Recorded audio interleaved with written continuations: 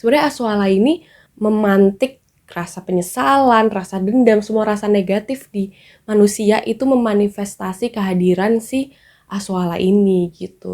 Bulan Oktober ini memang pas anniversary kita, dan ternyata Kodrat ini tayang kan tanggal 27 Oktober. Ternyata premiernya itu biasanya film Indonesia premier itu seminggu sebelumnya, pas banget di tanggal 20, di 19-20 gitu.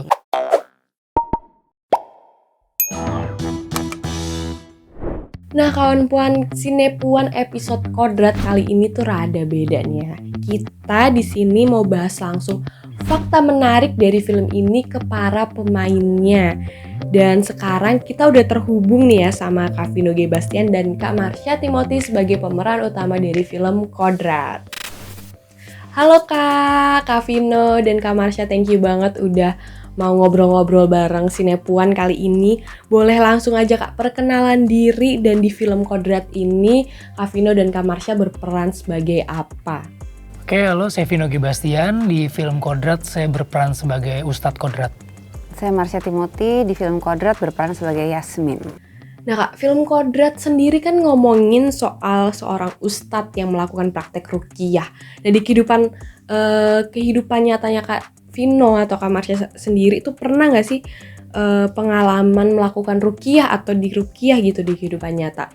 Kalau aku sih belum pernah melakukan ruqyah ataupun melihat orang yang di ruqyah juga secara langsung tuh belum pernah. Tapi kalau misalnya melihat kayak di tayangan-tayangan TV atau di channel-channel internet itu pernah gitu.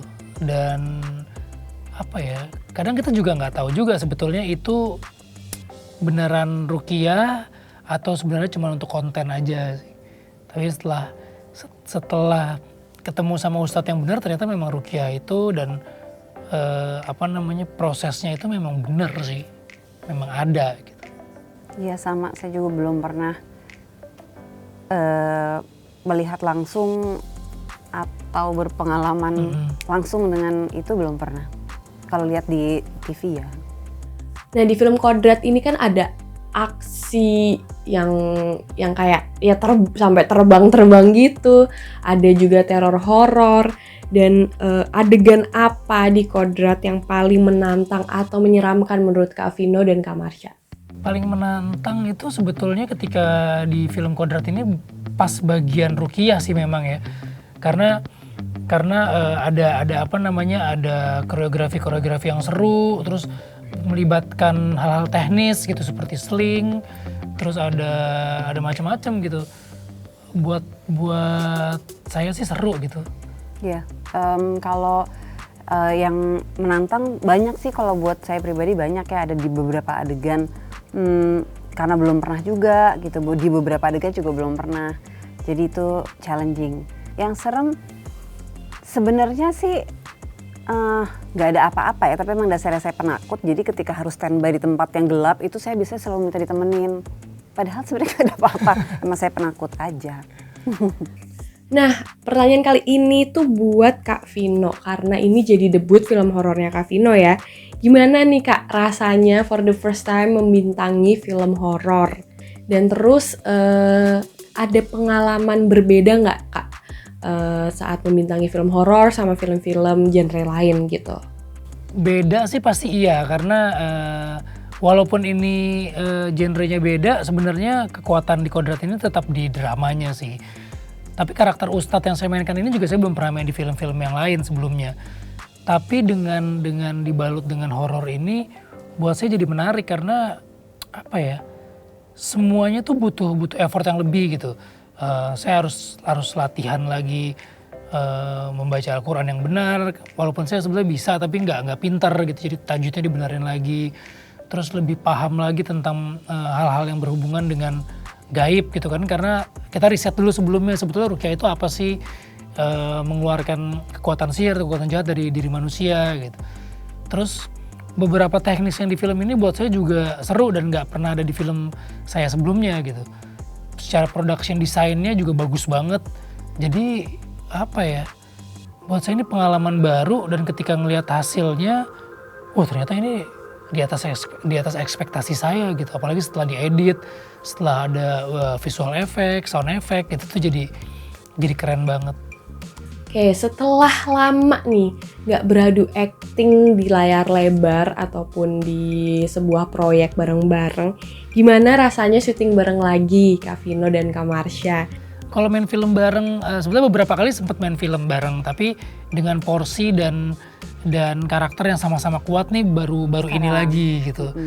Seneng banget dan kita memang pengennya kalau misalnya kita main bareng lagi, nggak pengen cuman misalnya drama aja, romance gitu, tapi pengen ada sesuatu yang beda gitu. Dan sekarang ditawarinnya pas banget, sama-sama ditawarin film horor.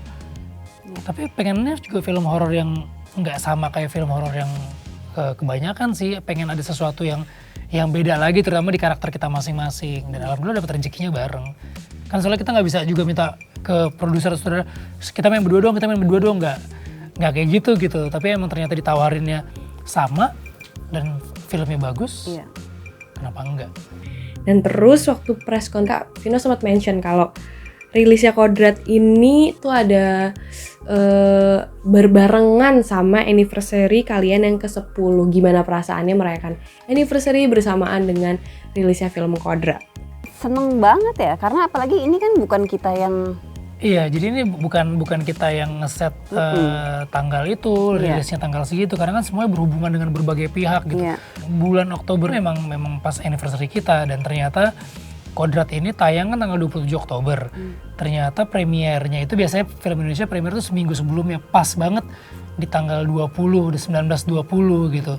Dan itu jadi semacam kado buat kita juga, tapi kita juga pengen share ini jadi sebagai berbagi kebahagiaan gitu kepada teman-teman. Ini pas banget nih di 10 tahun pernikahan kita, di tanggal yang sama kita mau bikin mau ngeluarin film Kodrat, dan mudah-mudahan jadi jadi hadiah, bukan cuma anniversary, tapi kita udah lama juga nih gak syuting bareng. Ini jadi kayak rasa kangen fans rasa kangen kita terhadap apa yang fans selama ini minta gitu.